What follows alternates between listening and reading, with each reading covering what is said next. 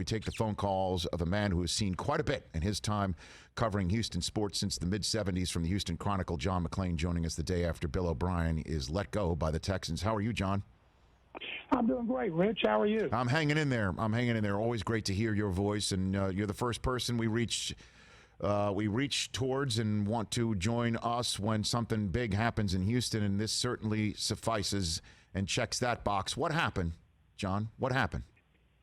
Rich, you mentioned the Bills. Last year, the Texans beat the Bills in the wild card game, went up on Kansas City 24-0 in the second quarter in the divisional game, and then got steamrolled, and they've been terrible ever since.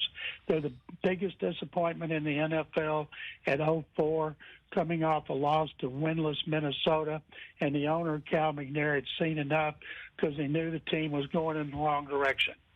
So, all right. But why do it? I mean, why not think that the guy that has won 4 out of the 6 division championships in the AFC South could turn it around? Why Romeo Crennel? Why that? Number one, if he thought Bill O'Brien could turn it around, he would have kept him. They knew they were going to lose the first 3 games, although they didn't expect to lose. I take that back. They wanted to win the first 3.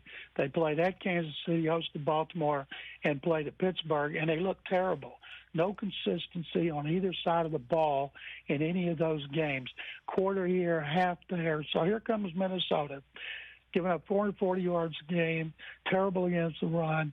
Texans couldn't beat them. Texans are last in rushing, last against the run. Only team that hasn't forced a turnover. Something had to give.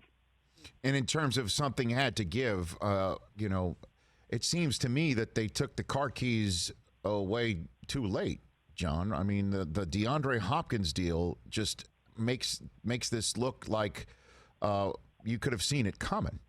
Certainly with David Johnson and not having any draft choices next year already and starting at 0-4. Is any of his general managing part of the reason why he lost his gig yesterday, John? Well, Bill was in charge of personnel for the last 2 years, even though he was only given the title of general manager after last season. But he had made all the personnel decisions, 22 of the 53 he brought in, including 7 starters in the Minnesota game. So I believe because none of us here thought they would be in this predicament, I didn't see light at the end of the tunnel. I thought they would probably lose to Jacksonville because there's a lot of problems on both sides of the ball. And Cal McNair said he didn't like to do it. He liked Bill O'Brien, but you had to put aside your personal relationship when you got to make a business decision, and that's what they made.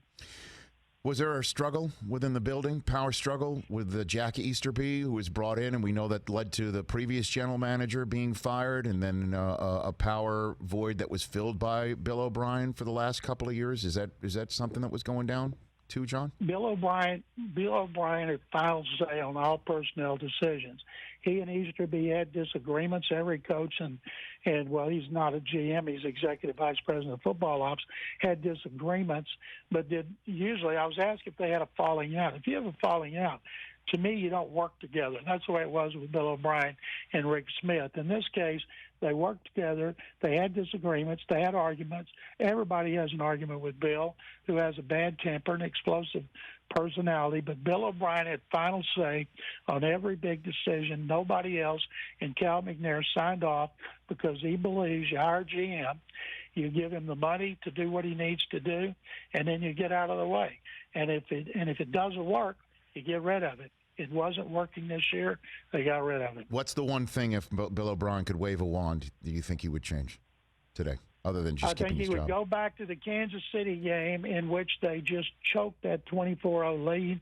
He would not call the fake punt on 4th down on his 31-yard line, which backfired, led to an easy touchdown. It was the worst call of his career. Well, I mean, and then the fake punt that succeeded it as well, that gave a short field to Kansas City. I mean, if you're saying that 4th down call that he thought they had made it a 1st down, and then when he found out it was 4th, decided just, in the heat of the moment to kick it, and that led to the comeback. I guess that sparked the comeback. Pouring gasoline on the fire was the fake punt that came after that. But these are all X's and O's decisions. I'm saying a roster. I mean, this team is 0-4 with no picks in the top 2 rounds next year. And, Watson is under contract, which is terrific. I just keep returning to DeAndre Hopkins. And I know that we live in a fantasy football world and we look at football players in fantasy terms, and same thing with trades. That one is still the ultimate head scratcher. If you've got a guy in Watson that you're going to pay, and he's your guy of the future, and you've got somebody of DeAndre Hopkins' status at the age of 27, how in the world do you do what he did? How does that happen? How does the owner sign on that? Contract with 3 years left on it. They would have redone it with 2. And I'll say this about DeAndre. He was here when they got smoked by the Chiefs in the playoffs, when they got beat 41-7 at Baltimore in regular season. But, yes, he's the go-to receiver. And I don't think if he was here, they would be any different than 0-4 because they're so bad on defense and can't stop anybody. But he may have made the scores closer, but I don't think he would have made a difference in an 0-4 record. John McClain of the Houston Chronicle here on the Rich Eisen Show. So who's obviously it's not going to be Romeo Crennel's gig moving forward, I don't imagine, even if he does finish the season above 500 from here on out with the talented players that they do have. What do you think they do? Who do you think they go to? Well, first of all, you're right. Cornell's 73. He's not big to win the rest of the games. He's not going to be the head coach next year. They won't say. I talked to Cal McNair. He says, we got it. One of the reasons we did it now, it gives us a lot of time to put together a list of people we want to interview. I believe it'll be an offensive background coach. It'll be somebody who's worked as an offensive coordinator and quarterback coach with a quarterback with a skill set of Deshaun Watson. To me, the primary candidate should be Kansas City offensive coordinator Eric Bieniemy, and I would have Greg Roman close behind at Baltimore. Greg was fired here in 2005 in the Dom Capers purge. He had coached 2 positions, but Bieniemy would be at the top of my list. Let me just may I wildly speculate, John, which is very of course. It's irresponsible of me, but I'm going to wildly speculate. I have no idea if it's feasible or not, or if it makes any sense or not. But, I mean, if you want to make your quarterback comfortable and you want to have somebody who knows how to coordinate and plan for Deshaun Watson, what are the odds of taking every dollar on planet Earth and calling up Clemson and asking Dabo Swinney if he wants to do something like this? What about that idea? Fans here always bringing up Dabo, Lincoln Riley. If Dabo Swinney was interested in coming to the NFL and he called Cal McNair's agent and said he's interested, of course he would listen to him. If Lincoln Riley did that, Lincoln Riley turned down Jerry Jones and the Cowboys. Now, Lincoln Riley wasn't 0-2 at the time. Maybe he changed his tune. But it's going to be a coach who has a history, I believe, of working with successful quarterbacks who have the same skills as Watson. And I'm sure if Dabo was interested, they'd be all over him. But I've never seen any interest in him in the NFL, no matter what kind of money he was offered. No, I know that, and maybe part of the reason why is he's never been offered to be connected with Deshaun Watson, and obviously we, from the outside, start connecting dots. I don't know if Andrew Luck would ever want to be reconnected with Jim Harbaugh. You know what I'm saying? I'm assuming the relationship was hunky-dory.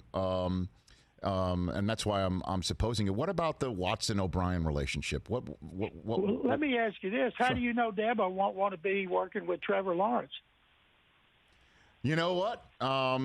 That means he would go to New York, one of the 2 New York teams.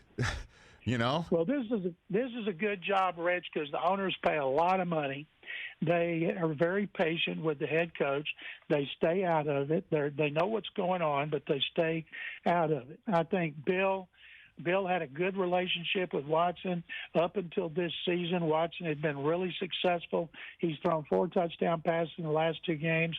He's had a great first half in Pittsburgh, great second half against Minnesota, but he hasn't put together a full great game like he did so often last year. But he had no issues with O'Brien, at least based on everything he said publicly. All right, John, before I let you go, what's the scoop at the Rockets? What are you hearing about them moving forward here? Boy, I know they were interested in Doc Rivers, and he took that job before sunset in Philadelphia. Now I have no idea what they're going to do. And let me ask you a question, Rich. Mm-hmm. How about those Astros? By the way, I'll tell you what, John, everybody here in Los Angeles loves having the Astros there in Dodger Stadium. They just love it. They can't get enough of it, John. They can't get enough of it. The Astros tear up Dodger Stadium. People forget how well they hit in Dodger Stadium when they cheated to get that World Series title in 2017.